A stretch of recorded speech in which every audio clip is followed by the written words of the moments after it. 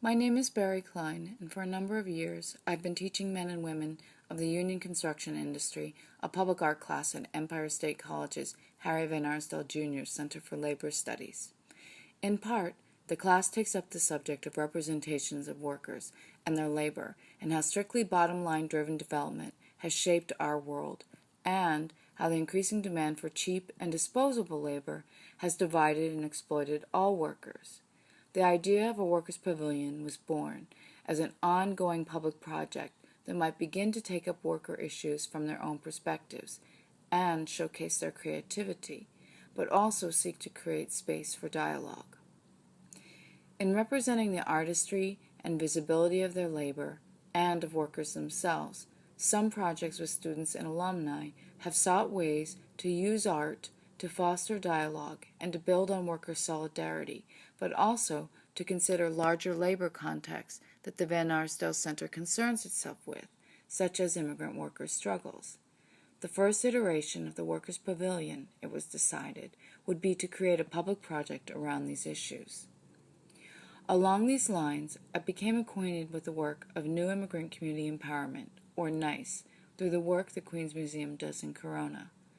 This led to a collaboration I proposed in association with artist Sol Aramendi, where some of these union tradespeople and NICE members created a printed publication of photographic images and text about some of their feelings about their work, with a special focus on safety conditions.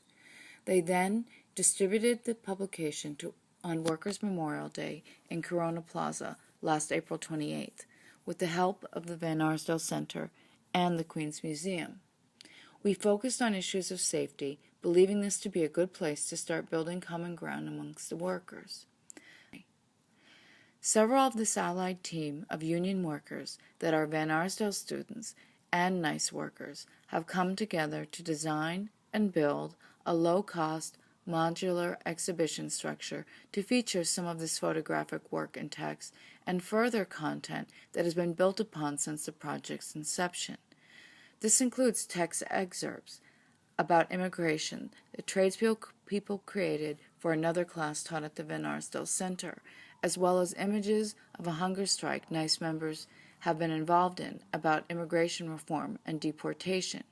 This worker-designed exhibition structure features buildable light boxes made from track, a low-cost construction material, that will create a nomadic, illuminated structure that the workers are designing together to view the images in bilingual text.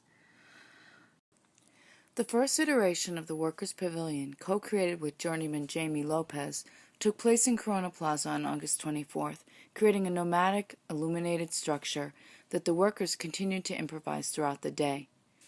Come nightfall, when Jamie lit the structure's photo light boxes, some members of the crowd that had formed cheered.